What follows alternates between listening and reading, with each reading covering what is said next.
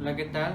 Muy buenas tardes, mi nombre es José Eduardo Alemán Salas, soy estudiante de licenciatura en enfermería de la Escuela UNIDEP Campus Hermosillo. En esta ocasión vamos a hablar un poquito sobre la valoración del sistema respiratorio en cuanto a la auscultación de campos pulmonares, en donde pues vamos a mencionar la definición, vamos a mencionar qué es lo que valoramos, dónde lo valoramos, cuándo lo valoramos y en qué pacientes lo vamos a valorar, cuál es el procedimiento correcto que se debe realizar en cuanto al procedimiento de auscultación de campos pulmonares. Pues este procedimiento es el proceso o la etapa del examen físico en cuanto llegamos a lo que es la caja torácica mediante la auscultación o escucha de ruidos respiratorios en cuanto a las fases de inhalación y o exhalación que lleva el paciente cuando pues entra y sale aire de sus pulmones. Y lo hacemos pues en ciertos puntos con la finalidad o el objetivo de pues lograr o captar con mayor facilidad los ruidos ya sea traqueales normales o broncovesiculares normales, o en este caso la presencia de ruidos irregulares en su sistema respiratorio.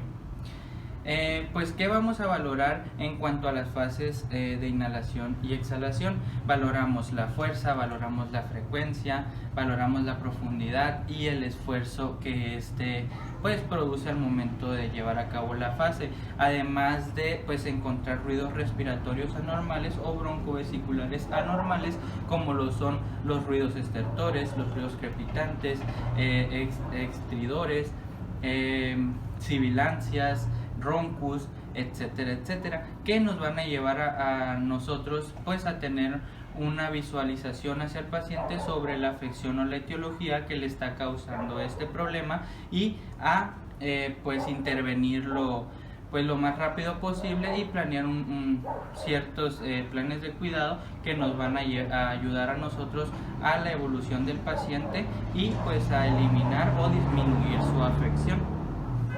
El procedimiento se lleva a cabo mediante pues la escucha de ruidos durante sus fases de inhalación y exhalación, y lo único que ocupamos va a ser nuestro estetoscopio. Principalmente, como siempre lo hemos mencionado, tenemos un paciente, él está pues de acuerdo a lo que vamos a realizarlo. Ya antes se le mencionó, como todo paciente, lo que se le va o el procedimiento que se le va a realizar, esto con el fin pues de proporcionar seguridad y confianza de enfermero a paciente durante pues su estadio hospitalario y o pues su valoración exhaustiva. Vamos a iniciar con la parte ventral. La parte ventral, como conocemos, tenemos que partir lo que es el tórax o caja torácica, depende de lo que es la línea media external a sus laterales. Vamos a encontrar la línea media clavicular, que nos va a ayudar a marcar cada punto en donde tenemos que auscultar, iniciando por el segundo espacio intercostal. Vamos a solo mencionar 4 puntos de aquí de enfrente de la parte ventral que nos van a ayudar a escuchar ruidos con mayor facilidad traqueales y bronquiales, broncovesiculares, ya que en la parte, pues como conocemos anatómicamente, el corazón pues abarca cierto punto del mediastino, línea media pues torácica, y pues nos va a causar contaminación auditiva en cuanto pues a sus ruidos cardíacos. Entonces iniciamos explicándole al paciente el procedimiento y cómo él nos va a ayudar. Esto se hace pues mediante un paciente en sedentario, en bipedestación, o en este caso también se podría hacer en decúbito. Iniciamos en la línea media clavicular, indicándole al paciente una buena entrada y salida de aire o una inhalación y exhalación profunda para nosotros poder valorar la entrada y salida de aire. Pasamos al siguiente punto y valoramos. Podemos pasarnos hacia lo que es el quinto, sexto espacio intercostal,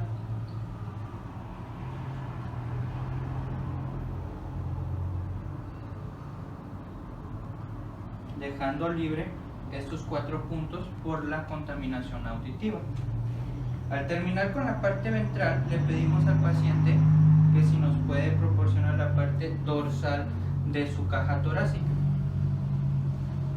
Aquí hablando un poquito anatómicamente, si recordamos, pues los pulmones son órganos retroperitoneales, lo que nos va a ayudar a una mejor audición o auscultación en cuanto a, pues, a la parte dorsal y una mejor respuesta en cuanto a la inhalación y exhalación. Le pediremos al paciente que con sus manos toque sus rodillas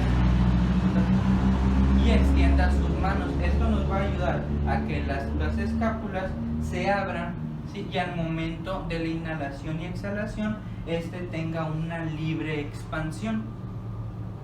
Iniciamos identificando la línea vertebral, lo que nos va a ayudar a identificar la línea escapular interna, y por el perímetro de las escápulas o lo circundante a las escápulas, lo que nos va a ayudar a escuchar con mejor frecuencia, con mejor ritmo, mejor profundidad y mejor esfuerzo de cada lóbulo pulmonar. Recordemos, los lóbulos pulmonares, la parte derecha tiene 3 lóbulos, la parte izquierda solo 2, ya que pues el corazón abarca cierto espacio, ¿no? Nos ponemos nuestro estetoscopio, identificamos el primer punto. Aquí sí es importante pasar cada punto de auscultación, ya que pues aquí no tenemos un órgano que nos obstruya pues la audición, ¿no? Como lo fue en la parte ventral con los coros. Iniciamos por la parte o la línea escapular interna. Le pedimos igual al paciente que haga una inhalación profunda y exhalación.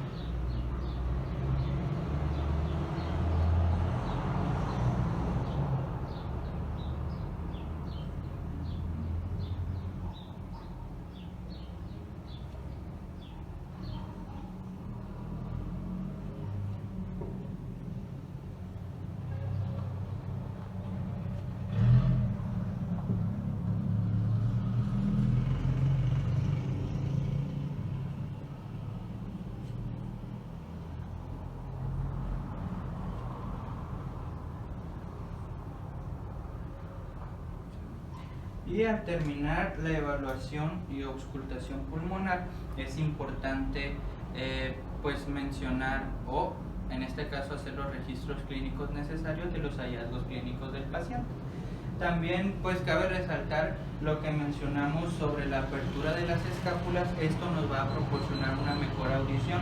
Hay ciertos tipos de estrategias que se usan para abrir lo que es el espacio intraescapular, que es con las manos o la palma de las manos pegadas hasta las rodillas en un paciente sedentario, o si no, pues cruzados hacia lo que son los hombros, que si cruzan los brazos contra los hombros, que si lo vemos de esta manera, las escápulas se abren y tenemos una mejor audición de cada lóbulo pulmonar.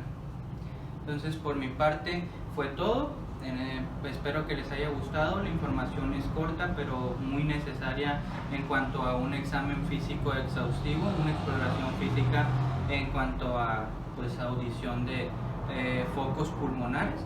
Y pues muchas gracias.